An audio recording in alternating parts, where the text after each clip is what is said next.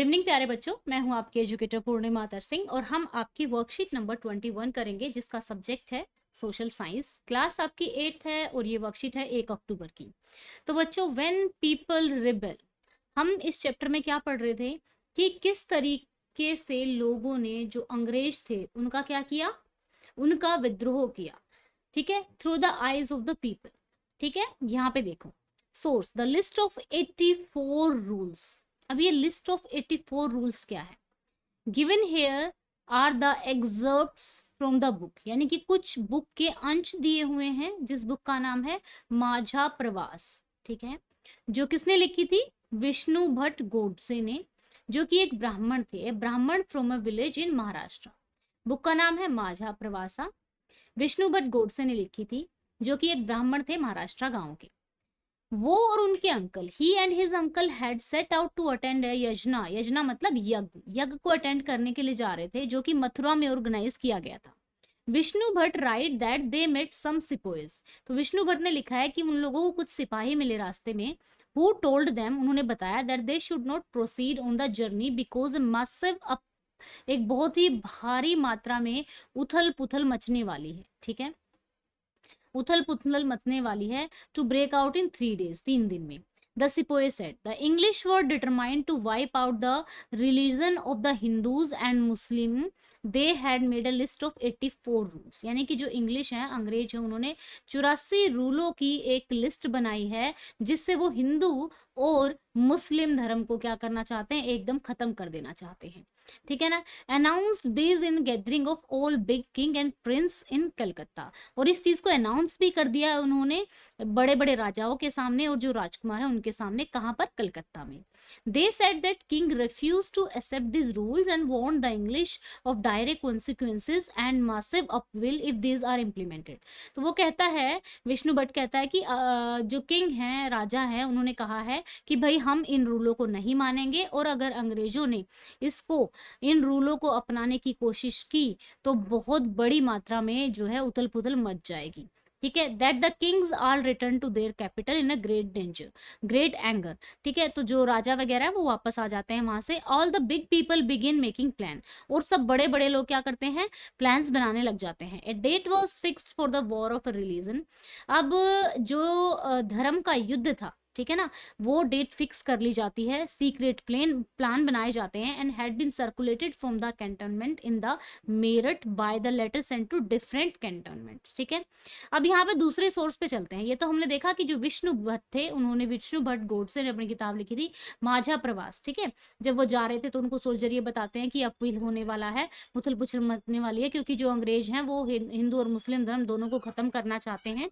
लेकिन राजाओं ने इस बात को मानने से मना कर दिया और कहा कि अगर उन्होंने ये रूल अपनाए तो उनको बहुत भारी मात्रा में सजा भुगतनी पड़ेगी। अब दूसरे सोर्स को देखते हैं। दूसरे सोर्स में क्या है?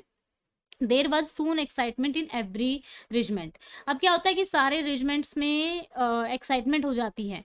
Another account we have from those days are the memoir of Subedar Sitaram Pandey. Memories होते हैं अपनी यादगार लिखना, अपने बारे में जो भी चीजें होती है, जो घटित हो रही होती है, वो यादें लिखना। सीताराम पांडे जो थे वो 1812 में एज अ सोल्जर भर्ती हुए थे। ठीक है, बंगाल नेटिव आर्मी में, और रिटायर हुए थे 1860 में। ठीक है, 1860 में। He help the British to suppress the rebellion though his own son was a rebel and was killed by the British in front of his eyes. तो जो सीताराम थे उन्होंने ना क्या किया था, जो ब्रिटिश थे उनका साथ दिया था, जो भी रिवोल्ट होता था, जो भी विद्रोह होता था, उसको दबाने में। हालांकि जो उनका खुद का बेटा था, सीताराम का बेटा था, वो एक रिबेल था, यानी कि एक विद्रोही था, और ब्रिटिशर्स ने उनकी आंखों के सामने ही उसको मार दिया था। Here is an excerpt. Excerpt का मतलब होता है अंश। उनकी जो उन्होंने लिखा था सीताराम ने, उसका एक हिस्सा है। It is my humble opinion that seizing of Oudh, यानी कि जो सीजिंग होता है कैप्चर करना, ठीक है ना, पकड़ना, यानी कि उसको कब्जा कर लेना एक तरीके से। Filled the minds of sepoy with distrust. जब अवध को अपने अधीन लिया अंग्रेजों ने, तो सिपोयस जो है अंग्रेजों पे अविश्वास करने लगे।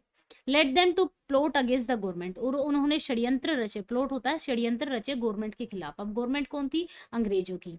Agents of a nawab Avadh and also the king of Delhi were sent all over India to discover the temper of the army.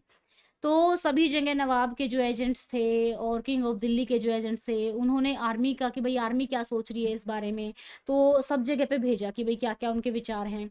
They worked upon the feelings of sepoys, तो उन्होंने सिपोइस की फीलिंग देखी।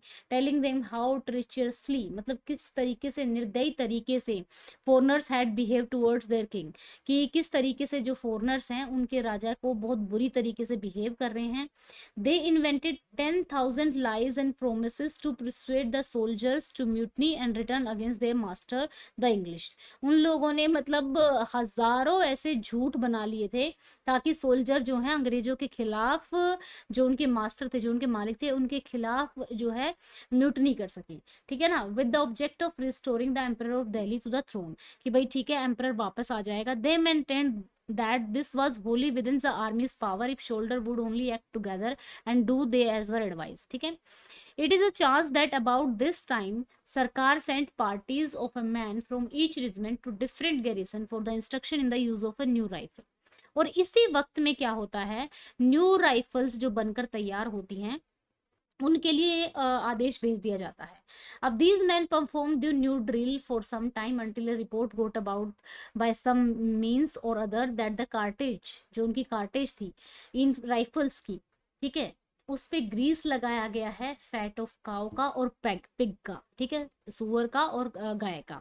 तो इस चीज से जो था, गाय हमारे लिए जो थी, the men from our regiment wrote to other in the regiment telling them about this.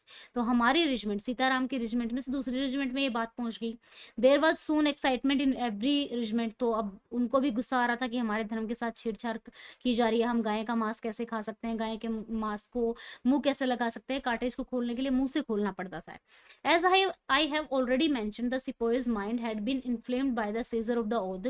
Interested parties were quick to point out that great aim of English was to turn all the into Christian। तो वो कहते हैं कि भाई ये जो English है ना, इस तरीके से हम सभी लोगों को क्रिश्चियन में कन्वर्ट करना चाहते हैं। They had therefore introduced the cartage in order to bring this about। तो इसीलिए इन्होंने इस टाइप की कार्टेज को इंट्रोड्यूस किया है, लेकर आए हैं। Since both Mohammedans and Hindu would be defiled by using it, तो वो अधर्मी हो जाएंगे इन चीजों को यूज करके। तो ये धारणाएं फैल जाती हैं वहां पे। अब इसके क्वेश्चन आंसर देखेंगे, सेम बिल्कुल छोटे छोटे से क्वेश्चन आंसर हैं जो हमने पढ़ा है, उसी में से आपके क्वेश्चंस हैं। तो चलिए बच्चा क्वेश्चन आंसर्स कर लेते हैं। यहाँ पे आ जाते हैं हम, ये देखिए, अकॉर्डिंग टू माझा प्रवासा जो विष्णु भट्ट ने लिखी थी, ठीक है, why did the sepoy ask Vishnu Bhatt and his uncle to return, कि वो उसको वापस जाने के लिए क्यों बोलते हैं, क्यों? अकॉर्डिंग टू माझा प्रवासा the sepoy ask the Vishnu Bhatt and his uncle to return because a massive appeal was going to break out in 3 days, क्योंकि 3 दिन में एक बहुत ही बड़ी उथल पुथल होने वाली थी। The sepoy said that the English were determined to wipe out the religion of Hindu and Muslim, और जो इंग्लिश हैं, हिंदी मतलब वो ठान चुके हैं हिंदूज का धर्म और मुस्लिम का धर्म को खत्म करने के लिए। They had made a list of 84 rules, ठीक है, इसलिए वो बोलते हैं। अब who was सीताराम पांडे, ठीक है, और सीताराम पांडे को उनकी यादगार लिखने के लिए कौन मनाता है? सीताराम पांडे एक सूबेदार थे जो 1812 में रिक्रूट हुए थे, 1860 में रिटायर हुए थे, ठीक है, बंगाल नेटिव आर्मी में। हिज कमांडिंग ऑफिसर नोरगेट, जो उनका कमांडिंग ऑफिसर नोरगेट था, उन्होंने, परसुएड का मतलब होता है मनाना, उन्होंने मनाया था कि भाई तुम अपनी जो भी यादें हैं उसको लिखो, मेमोर्स लिखो।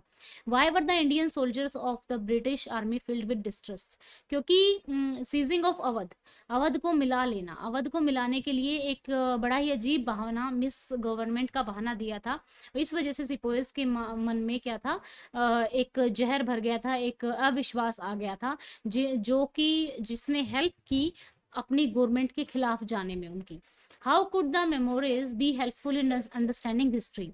Memories can be very helpful in knowing history because the memories give us a glimpse of the time, उस टाइम की झलक देती हैं। The memories are written by those who are witness of that time, memories उन लोगों के द्वारा लिखी जाती हैं जो उस टाइम को देख रहे होते हैं, ठीक है ना, and who have seen everything with their eyes, जो चीज उन्होंने अपनी आंखों से खुद देखी होती है। तो बच्चा, ये हमारे 4 क्वेश्चन थे एंड आई होप सो आपको अच्छे से समझ में आया होगा, और अगर समझ में आ गया है तो जल्दी से वीडियो को लाइक कर दो, चैनल को सब्सक्राइब कर लो। Thank you, have a nice day, may God bless you. अच्छे से पढ़ते रहो, आगे बढ़ते रहो, bye bye, have a nice day.